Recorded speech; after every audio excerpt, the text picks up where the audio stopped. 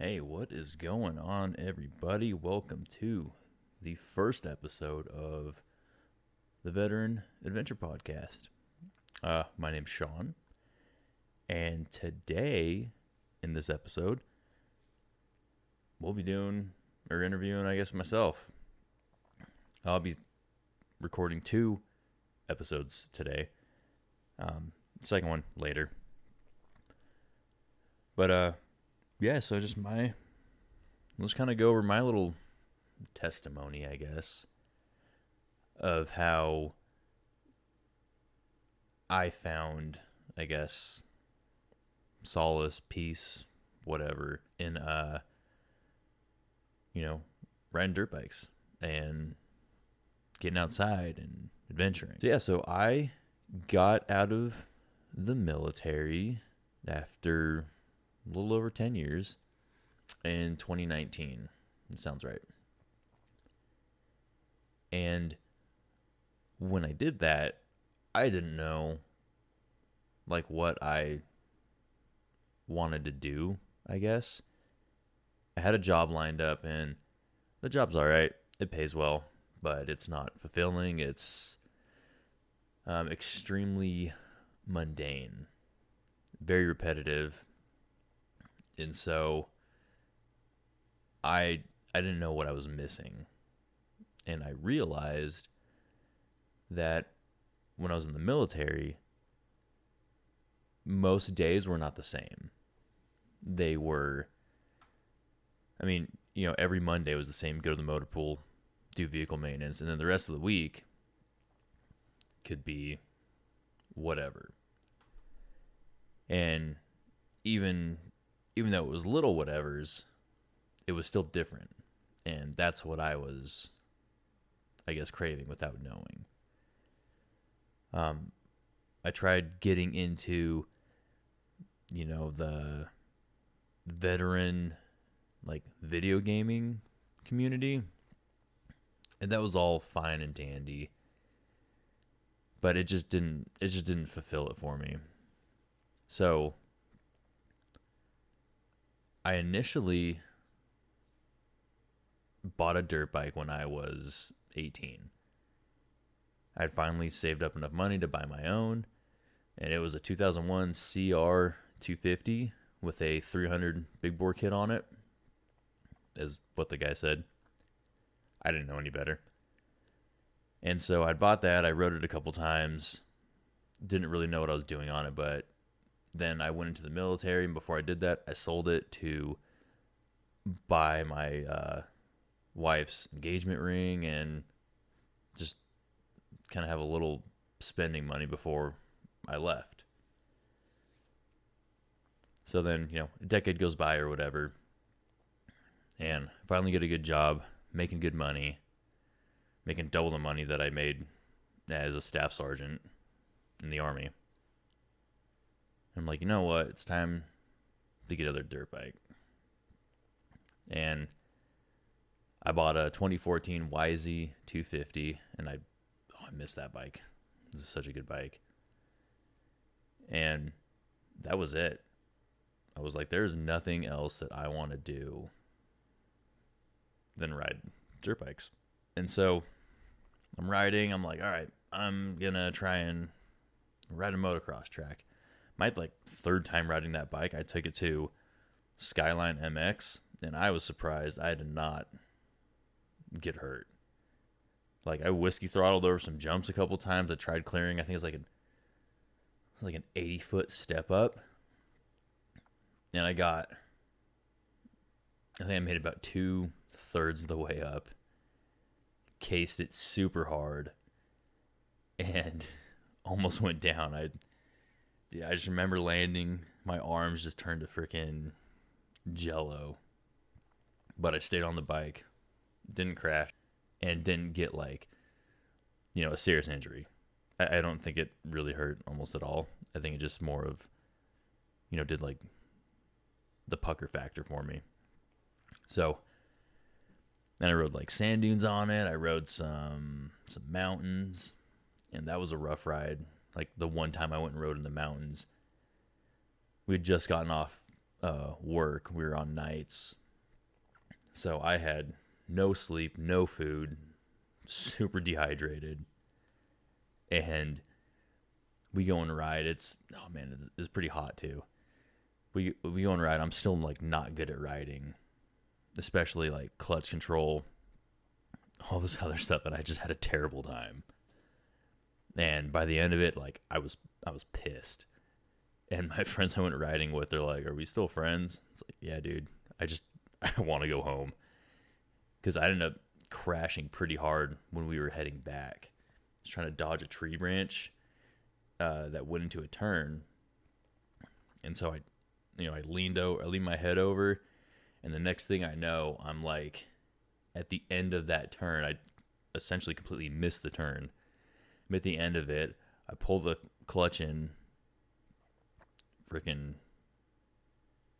revved it, dropped the clutch. Bike goes up, does like a 180, ends up landing on me, and that scraped up my arm pretty bad. We had the bike on me, and man, I was just fuming pissed.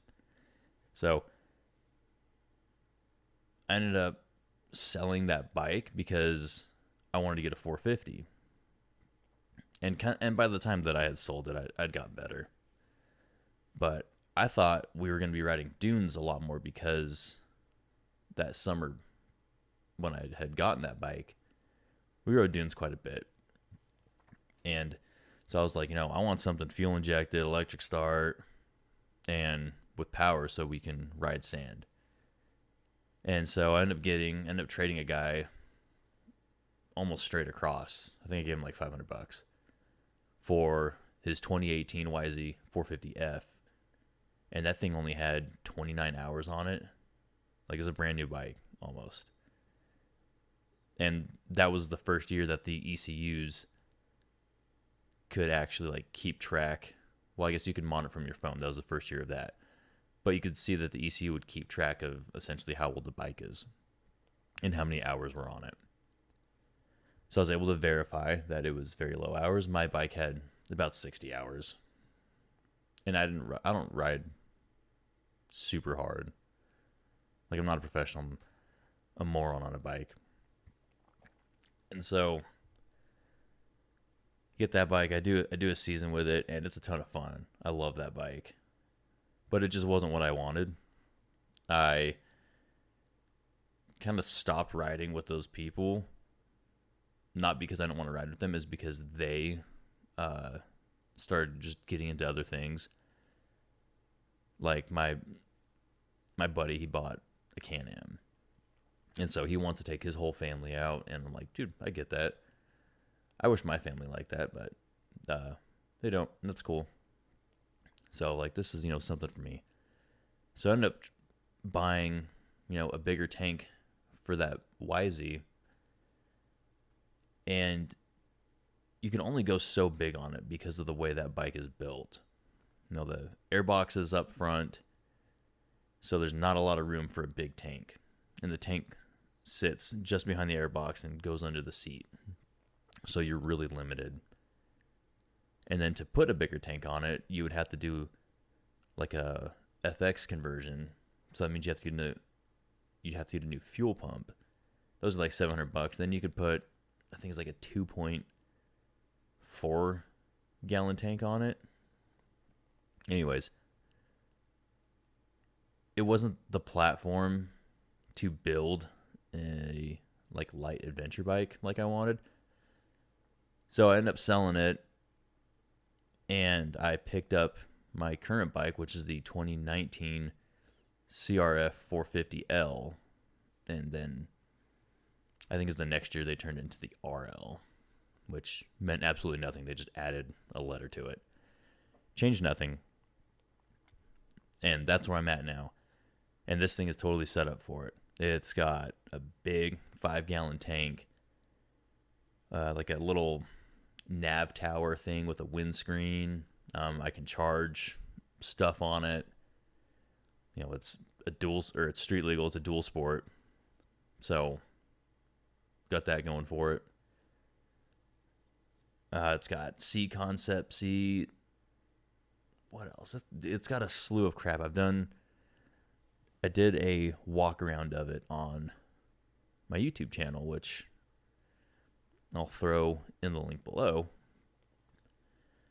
And that bike it's for me. I finally got some Moscow 40-liter Reckless like system there for luggage, and I'm kind of slowly starting to put my camp stuff into it.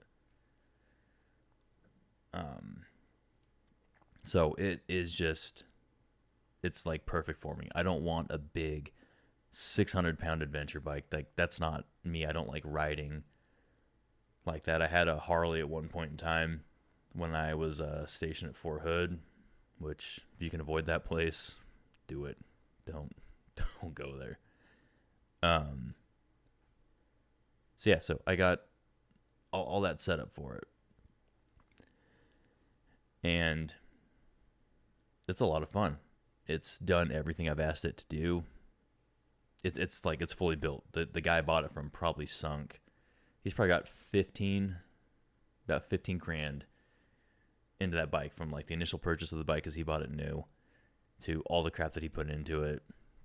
And I got it for, I think, $7,900 with 1,000 miles on it.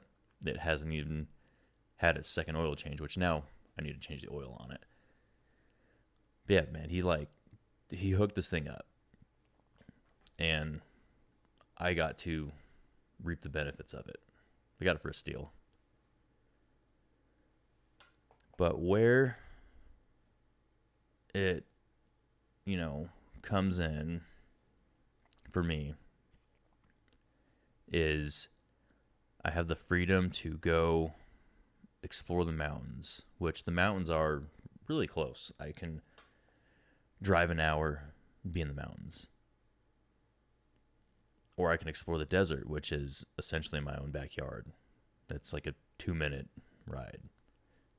And I'm in the desert. I've ridden all around the desert by my house, I think almost every trail. And then, I can take the desert out to St. Anthony sand dunes. And then if I really want to get crazy, I could probably take it up to Montana, going through Island Park, which that's grizzly country, and that's where all the grizzly attacks have been. So I'm not really a fan of that. But yeah, riding and hunting, which I got into hunting too when I moved here. I didn't grow up hunting. My dad wasn't a hunter. He also didn't let me race dirt bikes like I wanted to, because it was early 2000s when I was doing most of my growing. I was in middle school. X Games were huge. Freaking Deegan and Pastrana were on top of the world. That was when the backflips were going down. And then, Ricky and Stewart, Chad Reed, they were, just dominating during that time. And McGrath was kind of on his way out, unfortunately. But that's what I wanted to do. I couldn't do it. I had to settle for BMX racing, and I broke my collarbone and wrist doing that. I overshot a double. So that was about the closest thing I could get to racing a dirt bike. And then funny enough, when I got my dirt bike, when I got that YZ250, I decided to do a hare scramble. So a 2-hour race. And, I raced Vet C class and took like 4th out of 6th. I think the other guys got DNFs, the other two that I beat. So that's part of it. It's part of racing. And then the year after on my YZ450, I did like I think it's almost like an NGPC series, half motocross track. And then the other half of the track is like out in the desert doing whatever. And I took 4th out of 6th on that too. And I think one guy got a DNF. The other guy I legit beat, even though I was sucking. I was so out of shape. But I was wanting to race though, and so that gave me a reason to be in the gym, to get better. It just gave me a goal. Like, I want to race. And during that last race, I only did one moto because I had to go to work. And I wouldn't have made it to work in time. So that was kind of a bummer. But that was my racing career as a, crap tier C-class rider. That C-class rider. I'm an old dude, I guess. I'm 35, so. But, throttle therapy, it's a thing. And if you are, if you're a veteran and you're struggling with like, I don't know what to do with my life. I'm bored. I need something to do. Highly consider getting a dirt bike. Even if it's like a, just like a trail bike. Like a, what the heck? Like an XT250. Just, like a dual sport. A calm dual sport. Definitely give that a shot. Because it's a ton of fun. You can go explore. And you get to learn actually a pretty cool skill. I think everyone should learn how to ride a dirt bike. Because at least you know how to ride a motorcycle in general. Because you don't know when you might need it. And I'm not going to go into like being prepared and all that. I'm into that. But I'm not going to try and push that on people. I think there's other people out there that do a good job of articulating preparedness. Like, Mike Glover is one of those guys who does a really good job of it. And, personal feelings aside, I think he's a good dude. He offered me a job with Fieldcraft back in the day, back when COVID was happening, because I didn't know if I was going to lose my job or not. So, and also, funny enough, him and I, and this is another reason why I got the YZ450, but him and I were supposed to race the Mint 400 together as a team, but he ended up getting neck surgery, and I was like, dude, I just got this bike, man. Here's the build list I got going for it. And then he's like, yeah, get neck surgery. It's like, oh, well, I'm glad you got that fixed, but looks like we ain't racing. So, and he's kind of been a proponent of why I got into like adventure bikes and stuff. But, yeah, so doing that stuff, getting outside, feeling the challenge of it, because it is challenging. It is physically exhausting. And if anyone tells you that riding a dirt bike is not physically exhausting, has never ridden one. Or they just putt around. It's a workout. It's a way to stay active. And if you want to race with it, then that's a reason to get you into the gym. Because before that, dude, it was, I think, like probably 2 years before I set foot into a gym. Unless I was doing tryouts for something. So that gave me a goal to try and be better. And it, pulled me up out of the slump I was in, and it gave me a community. It wasn't a veteran community, but it was a community of different like-minded people. So if you think that is something you're interested in, like, hit me up, and I'd be more than willing, I'd love it, to just talk about, maybe what a good option for you is. I could talk about dirt bikes all freaking day. It's something I've been into since I was a kid, And now it's not all I think about now, but I do think about it quite a bit, and most of what I do revolves around that.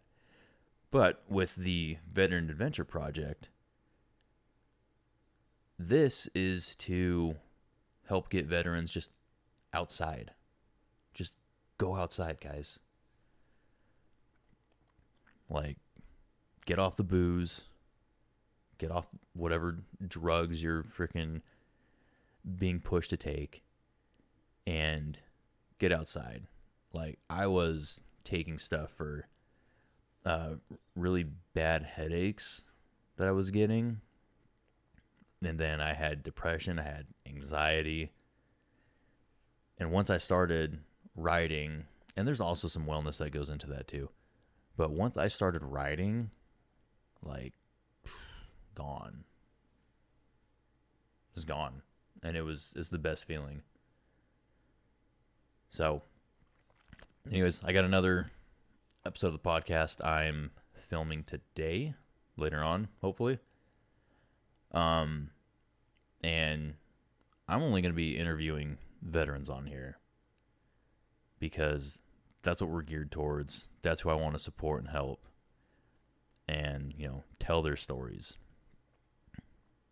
The guy I got coming on next, he's a desert racer, and he started up a little business too, so I want to help try and get that out there, try to build this platform, and help him build his.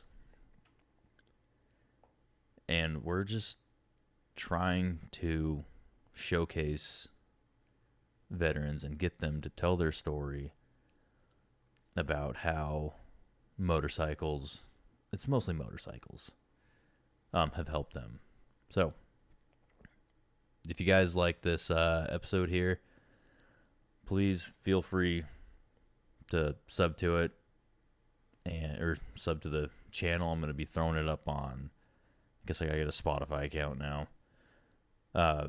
Spotify, and then the Apple Podcast thing. That's the only one I use. But, yeah. So, I'd really like to see you guys stick around, and we'll catch you in the next one.